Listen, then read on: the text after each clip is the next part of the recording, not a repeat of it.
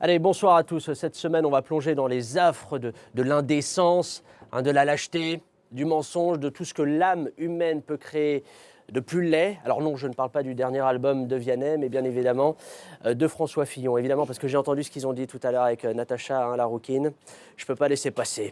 Alors François Fillon, candidat à la présidentielle et producteur de tristesse depuis 1979.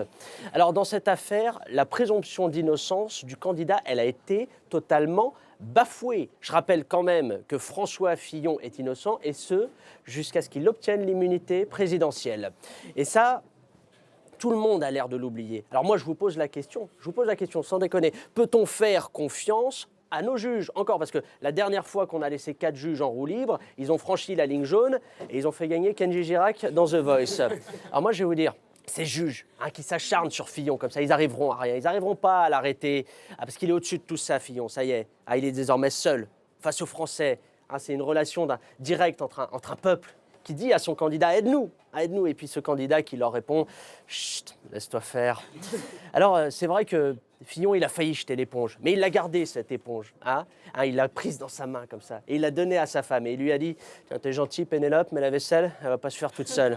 Alors d'accord, Fillon, il avait promis qu'il serait pas candidat. S'il était mis en examen, mais il n'aurait jamais pris cet engagement s'il avait su ce qui se passerait ensuite. Au même titre que Luc Besson, il ne se serait jamais lancé dans le cinéma s'il avait su que plus tard, il réaliserait Malavita. Et puis, les soutiens de François Fillon, ils sont encore nombreux. Moi, j'étais au Trocadéro avec toi hier. Il y avait tout le monde. Il y avait Sixtine, il y avait Apolline, il y avait Pierre-Marie. Il y avait même Théophane, il était là. Et puis, je peux vous dire que la France des serre-têtes et des pulls sur les épaules, elle est bien vivante. D'ailleurs, il n'y a pas tant... Quand on y réfléchit, il n'y a pas tant de défections que ça dans le camp de Fillon. Moi, j'ai la liste devant moi, je vous la lis.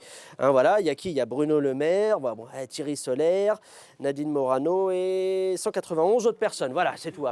Alors, quant aux gros titres dans la presse qui disent qu'une partie des jeunes avec Fillon auraient déserté le camp et auraient lâché le candidat, moi je dis désinformation. Une fois de plus, désinformation. Tout le monde sait qu'il n'y a jamais eu de jeunes avec François Fillon. Alors maintenant, ceux qui restent, ce sont les meilleurs. Ce sont les meilleurs, et puis il y a Luc Châtel aussi.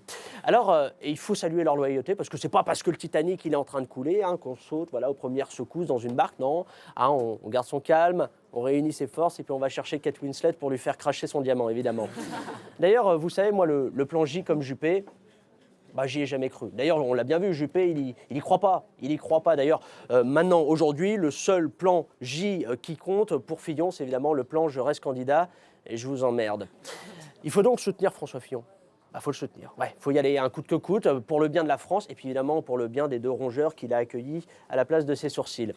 Pour conclure, je dirais que dans cette affaire, toutes les défections, tous les lâchages en cours de route, ils n'empêcheront pas Fillon de gagner. Les cadres du parti, on fera sans eux. Les élus, on fera sans eux. Les électeurs, on fera sans eux. Allez, à la semaine prochaine.